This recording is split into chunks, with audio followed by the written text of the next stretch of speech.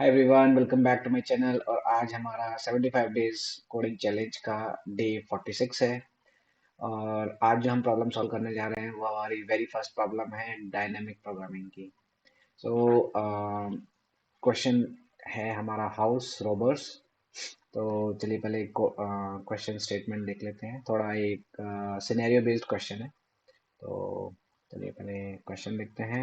Okay, सो house Rober एक problem है। जैसे कि कुछ रोबर्स हैं, प्रोफेशनल रोबर्स हैं, दे आर प्लानिंग टू रोब the house along a street. Each house has a certain amount of money stashed, and the only constraint stopping you from robbing each of them is adjacent house have security systems. So um, अगर मैं summarise करूं तो एक let's say एक colony है। आप एक घर को रोब करते हैं and then adjacent second home को रोब करेंगे तो आपका अलार्म चला जाएगा पुलिस पे।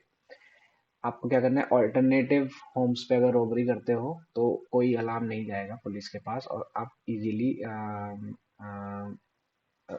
लाइक रोबर्स वहां से मनी ले सकते हैं। ठीक है, बट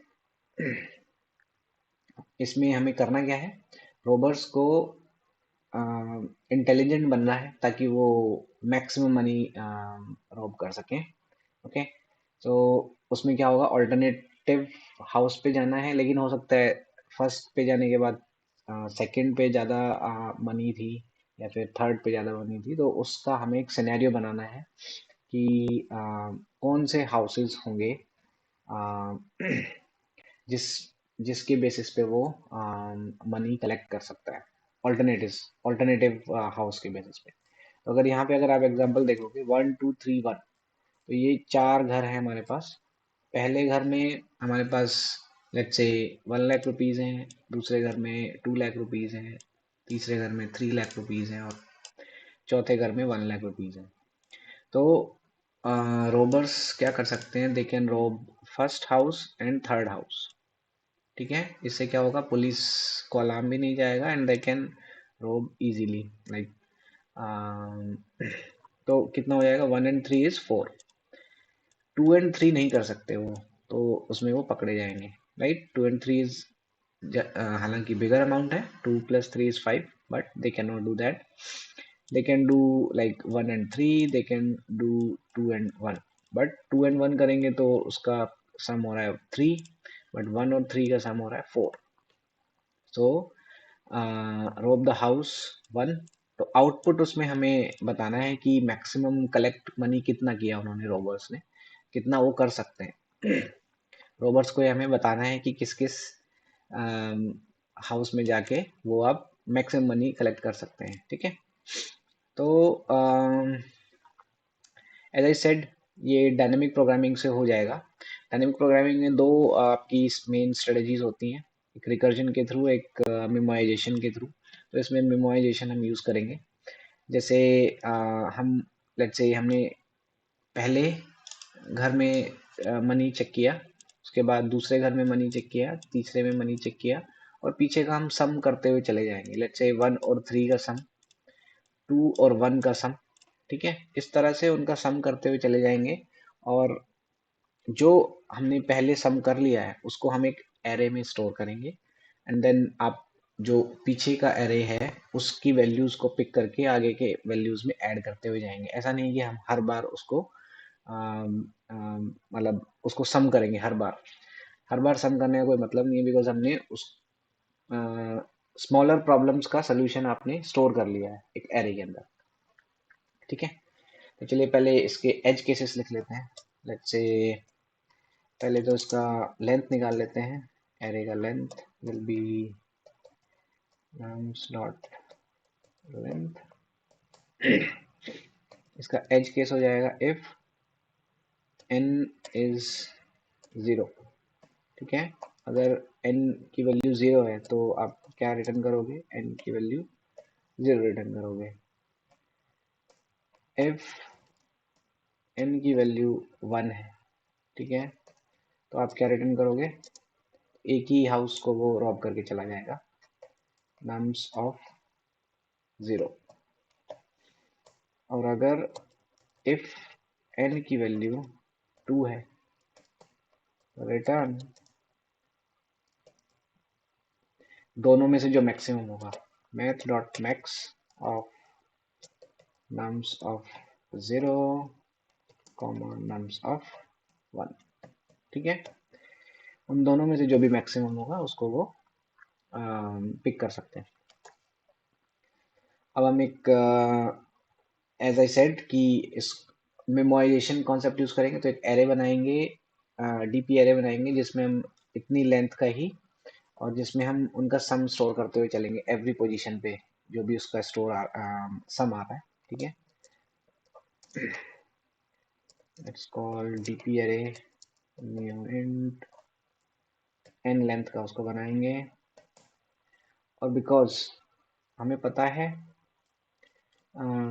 डीपी एरे में क्या करने जा रहे हैं हम, उसका सम, राइट, पीछे का सम। तो जीरो इंडेक्स पर तो पीछे का कुछ सम नहीं है, वी कैन से जीरो की वैल्यू क्या होगी, नम्स ऑफ 0। डीपी ऑफ 1 क्या होगा, जो 1 पे होगा, सी 0 पे तो पहला ही एलिमेंट चला जाएगा, 1 पे क्या होगा, मैथ डॉट मैक्स ऑफ, तो दोनों में से मैक्सिमम होगा, ये वाला आ जाएगा एक्चुअली। ठीक है, 0 और 1 में से जो भी मैक्सिमम होगा, क्योंकि हम डीपी में वैल्यू स्टोर करा रहे हैं जो हमें लास्ट में रिटर्न करनी है, मैक्सिमम वैल्यू। ठीक है, ओके। अब आगे डीपी के एरे को फिल करने के लिए हम लूप चलाते हैं, i इज इक्वल टू 2 से लेके i is less than n, i plus plus, so dp of I will be equal to, simply क्या होगा, let's say nums of I plus जो भी करंट एलिमेंट है और dp का जो दो स्टेप पहले का जो एलिमेंट है, राइट, वो एलिमेंट आप डाल सकते हो, वो आपका करंट डीपी का एलिमेंट बन जाएगा। लेकिन हो सकता है आपने i-2 और करंट एलिमेंट को ऐड किया, लेकिन हो सकता है i-1 पे जो वैल्यू है वो इस इन दोनों के सम से बड़ा हो, तो वो वैल्यू i के अंदर जाएगा, राइट, बिकॉज जो भी इंक्रीजिंग i पे जो वैल्यू होगा, जो भी आगे बढ़ते हुए वैल्यू पे जो जाएगा, वो हमेशा ग्रेटर वैल्यू होना चाहिए। ठीक है, क्योंकि हम लास्ट एलिमेंट को ही रिटर्न करने वाले हैं, इस एरे में जो लास्ट एलिमेंट होगा उसको हम रिटर्न करेंगे। तो यहाँ पर हम क्या लगा देंगे, math dot max of nums I plus dp i-2 comma dp i-1। ठीक है, ओके। तो इससे हमारा पूरा एरे फिल हो जाएगा। और एज आई सेड कि हम लास्ट में डीपी का जो हमारा last question, sorry last element होगा उसको हम रिटर्न करेंगे, लास्ट एलिमेंट n-1 होगा। ठीक है, सो दैट्स इट। चलिए रन करके देखते हैं पहले तो, फिर उसके बाद उसका ड्राई रन भी करते हैं। Okay, accepted, let's submit.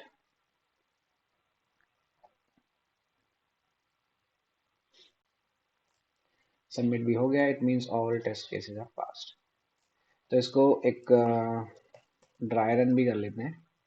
ठीक है, हमारा जो एरे था वो क्या था, 1 2 3 1 2 3 1।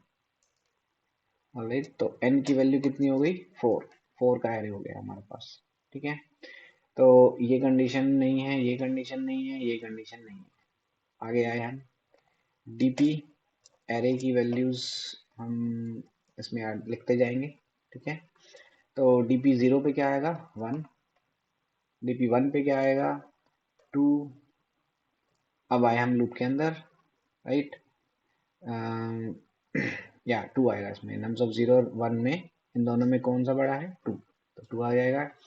अब यहाँ पर I am nums of I is 3 plus nums, इसकी वैल्यू क्या है, आई माइनस टू इज 0, तो dp 0 की वैल्यू क्या है 1, और इसकी वैल्यू हो गई 3, तो 3 प्लस 1 इज 4, और i माइनस 1 की वैल्यू क्या है 2, तो 4 और 2 में से जो भी बड़ा है इसमें इसकी वैल्यू हो जाएगी 4।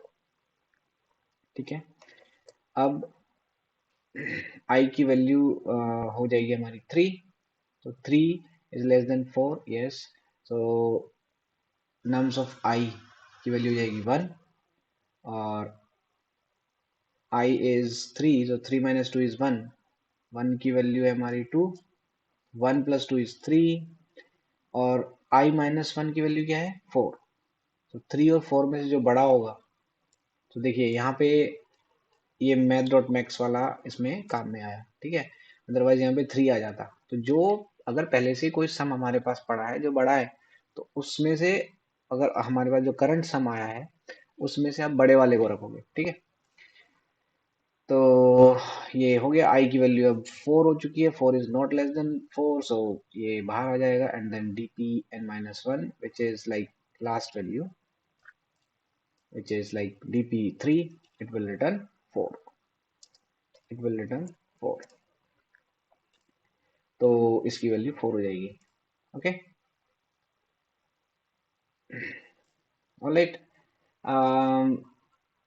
क्वेश्चन सिंपल है अगर हम कॉन्सेप्चुअली इसको समझेंगे, राइट, और ये आई थिंक डीपी का मुझे लगता है सिंपलेस्ट क्वेश्चन होगा, और but at least we have started our learning towards DP, and memorization से हमने start किया है, और like इसमें easy to understand है ये वाला, आगे का देखते हैं क्या difficulties आएंगी, but I think this was easy, alright, so I hope you guys understood, and if you like the video please like, share and subscribe the channel. Thank you.